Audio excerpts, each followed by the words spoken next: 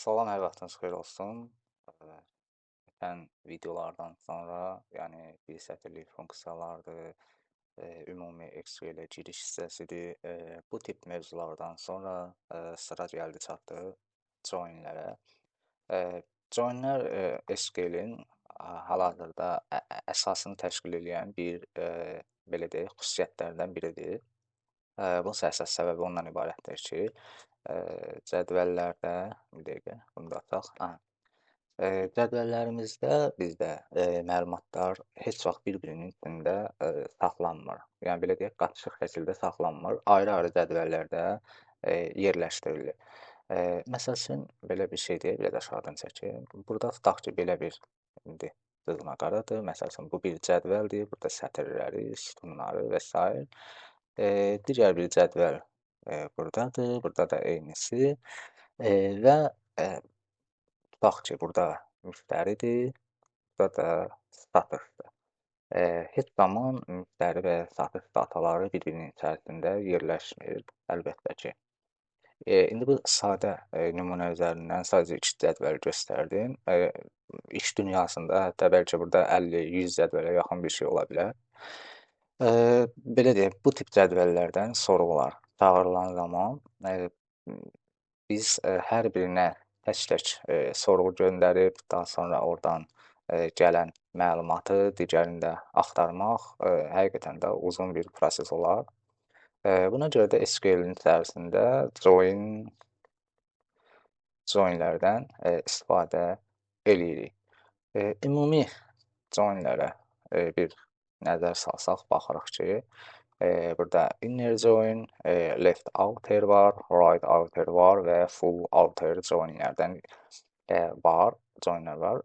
Açığı Oracle SQL-in içində daha bir neçə join tipləri var, lakin ümumi olaraq standart qəbul olunmuş join tipləri bunlardır, hansı ki, demək olar ki, əksər SQL dillərində, yəni MySQL, Oracle SQL, PostgreSQL kimi digər databeyzlərdə də rahatlıqla istifadə oluna biləndir və joinlərin ümumi məntiqini başa düşmək üçün yəni bu əsas 4 join tipini anlayanda insan digərlərini də rahatlıqla başa düşə bilər. Deməli belə inner join ilə başlayaq. Elə siyahıda da birinci yerdə durub inner join. Burada qrafikdən, diaqramlardan, yəni buna Venn diaqramı deyilir. Diaqramdan göründüyü kimi burada bir cədvəl A-dır. Yəni belə təsəvvür eləyin. Bu birincidir və bu da ikinci cədvəlimizdir. Bu da B cədvəlidir. Diaqramdan oxunuşundan, yəni çoxluqlar nəzəriyyəsindən bildiyimiz kimi, burada o olacaq ki, hər iki cədvəlin kəsişməsindən ibarətdir. Kəsişməsindən ibarət olduğuna görə birinci cədvəldə, yəni A cədvəlimizdə, həmçinin də ikinci cədvəl, B cədvəlimizdə mövcud olan həmin belə deyək, ortaq datanı tapmaq üçün biz istifadə edirik inner join-dən və bizə bu aradakı kəsişməni vermiş olacaq. İstəsək bir join-ə nəzər salaq. Məsəl üçün, burada select August from employees. Employees cədvəlinə baxaq. Və burada baxırıq, görürük employee ID, bla bla bla, gəldi departament ID. Lakin gördüyünüz kimi, yenə də o dediyimiz struktura gəlib çıxır. Heç bir halda cədvəllərin içərisində məlumatların belə çoxluq şəkildə saxlamaq düzgün deyil. Ona görə də bu gördüyünüz kimi burada department ID qeyd olunub, lakin departamentin adı və digər parametrlər heç biri qeyd olunmayıb. Səbəb isə nədir? Biz burada from employees dedik, yəni employee cədvəlindən axtardığımıza görə burada sırf işçilərimizə aid olan belə deyək, datalar mövcuddur. İndi isə departament cədvəlinə baxaq, ayrıca onda çağıraq from department. Aha, departament cədvəlinə də baxdıqda görürük ki, bu cədvəldə də departament ID var və burada heç bir işçi haqqında məlumat yoxdur təbii ki və sırf departamentin adı, həmin departamentin meneceri və ya location ID-si var. Location ID-ni bura nəyə qoydular və ona da bir dənə baxaq. Select ulduz from locations. Baxırıq ki, burada da ünvanlar cədvəli də bir ayrıymış və burada da gəlir location ID, küçə, şəhər və baxırıq burada country ID var. Bir dənə də cədvəl burada yaranıb. Select ulduz from countries. Baxır görürük ki, burada da sırf ölkələr haqqında məlumat var. Ölkənin ID-si, adı və regionun ID-si var və gördüyünüz kimi 1, 2, 3, 4 artıq belə-belə bir neçə etapda cədvəlləri görə bilərik və bunları da həmçinin indi qeyd edəcəyimiz join tipləri ilə birləşdirə bilərik. Lakin ilk olaraq baxacağımız employee cədvəli ilə deməli departament olacaq. Departament cədvəli olacaq. Deməli inner join-a baxırdıq biz. Yəni burada qeyd eləyək. Inner join. Inner join yazmaq üçün başlayırıq. Elə burada qalsın. Bunun üzərinə gedək. Select ulduz from employees. Daha sonra gəlir inner join. Bəzən açığı, bəzən yəni bir çox hallarda inneri yazmağa ehtiyac olmur. Yəni əksər hallarda onu yazmasaq belə bizim üçün nəticə qaytarmır olacaq.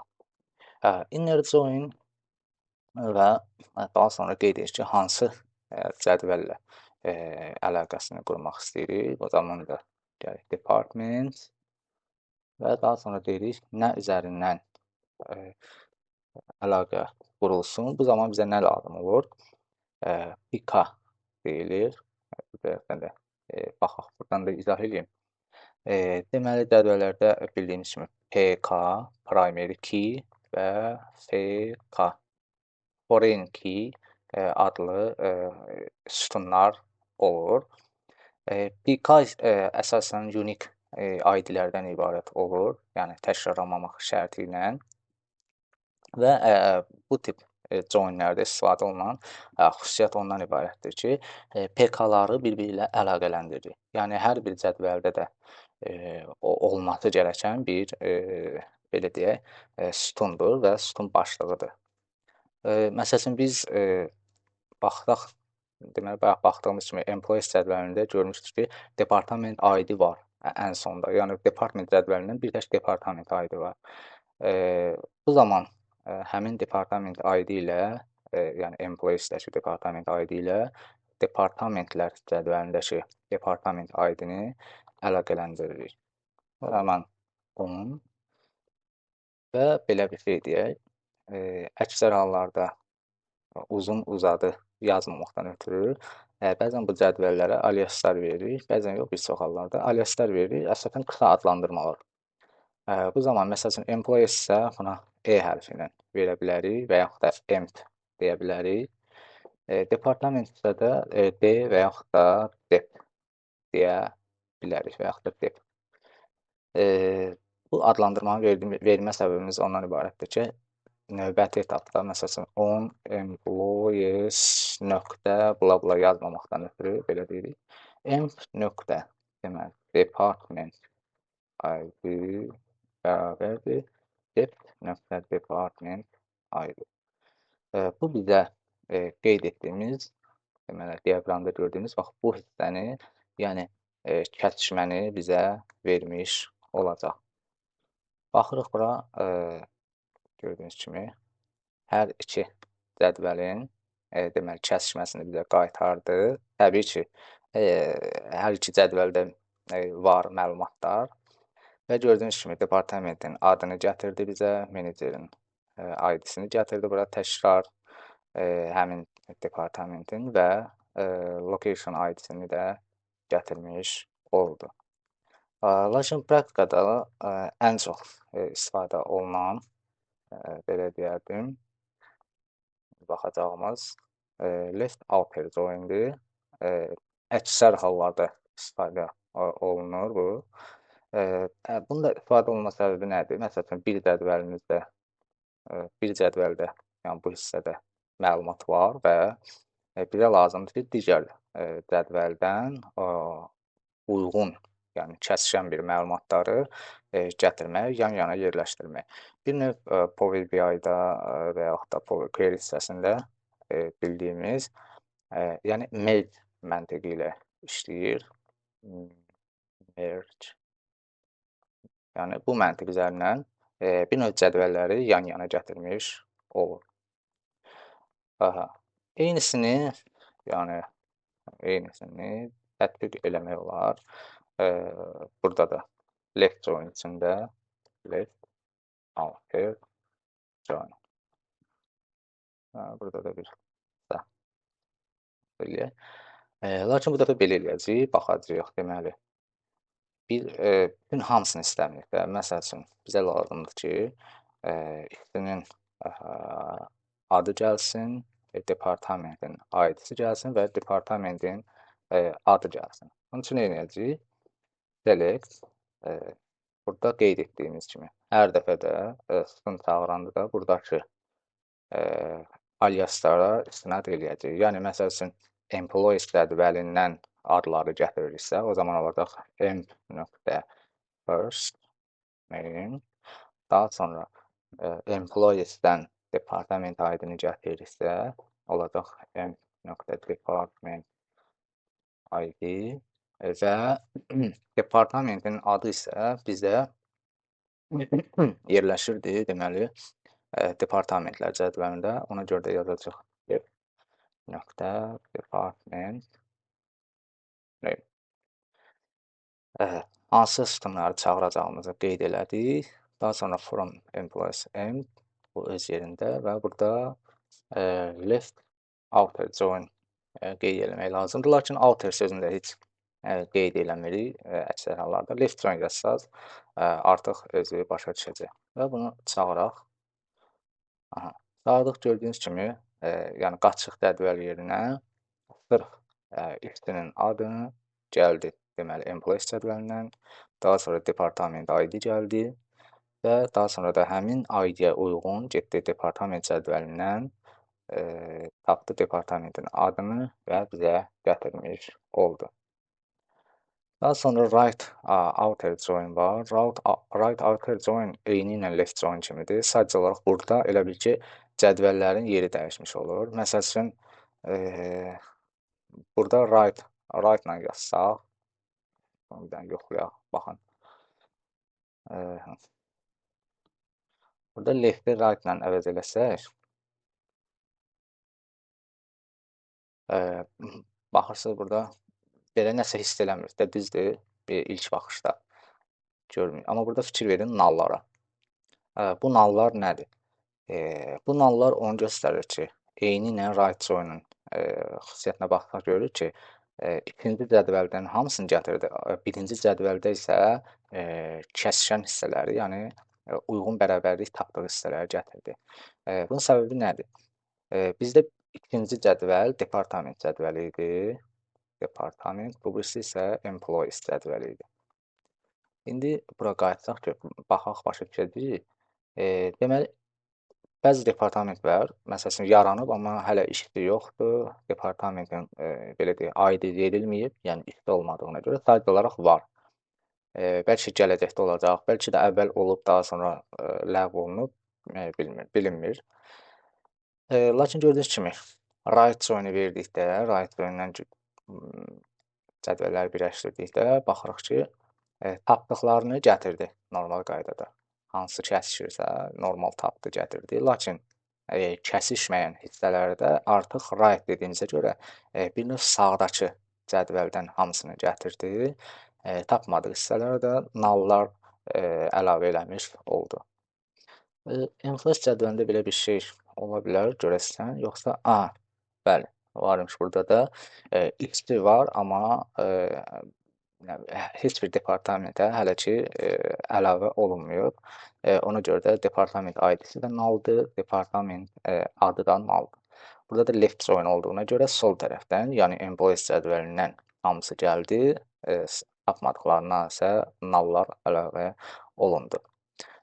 Full outer join artıq belə deyək, diaqramdan da göründüyü kimi right-la left-lə right joinlərin bir növ birləşməsidir. Ona da baxsaq, misal üzərindən baxaq elə. Bunu da elə full join olaraq qeyd eləyirlər əksər hallarda. Full join yazsaq nə olacaq? Bayaq birində employee işçinin adı var idi, lakin departamenti və departament ID-si yox idi. İkinci right joinimizdə isə departamentlərin adı var idi, lakin nə ID-si var idi, nə də ki işçi yox idi orada. Full join-də isə indi baxaq, aydın görsənir.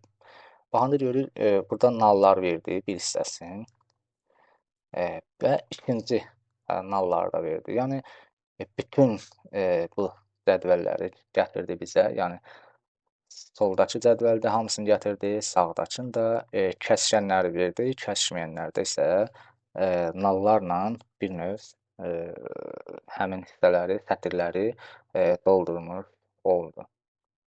Joinlərin ümumi qısa olaraq məlumatı bunlardan ibarətdir. Yəni müxtəlif belə deyək, xüsusiyyətlərdə istifadə eləmək olar. Məsəl üçün işçinin departamentin adını tapmaq olar və yaxud da indi bir misal üzərindən gedək. Select belə deyək, employees daha sonra employee ID yox, first name yazacaq. First name daha sonra departamentdən ID-sini departament adını istəyirik. Deməli D.department name.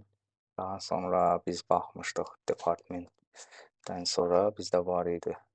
Deməli, ona baxaq.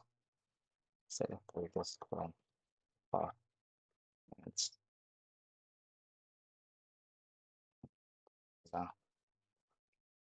Locationlar var idi. Buna görə locationda nə var? Seçmədim deyə hamısını. Buradan nəyi gətirə bilərik locationdan? Buradan da şəhəri gətirək. Air.city. Sonra nə var idi? Countries. Buradan da ölkənin adını gətirək. Country name.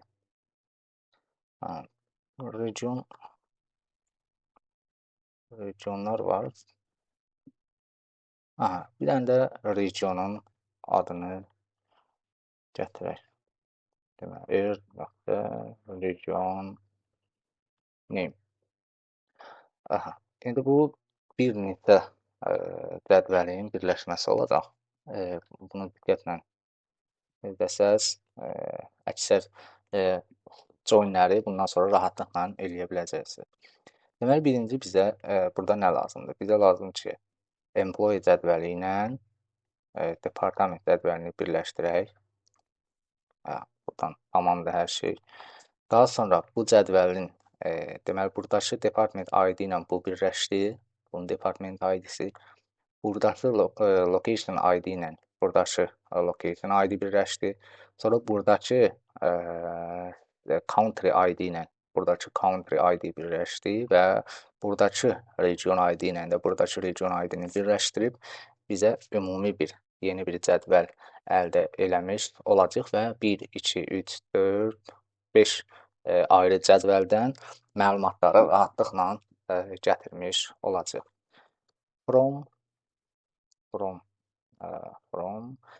employees, birinci cədvəlimiz employees idi. Join birləşdiririk. Join nəyə birləşdirmişdik? Department isə. Daha sonra on nə üzərindən? Eee, E.department ID bərabərdir D.department ID.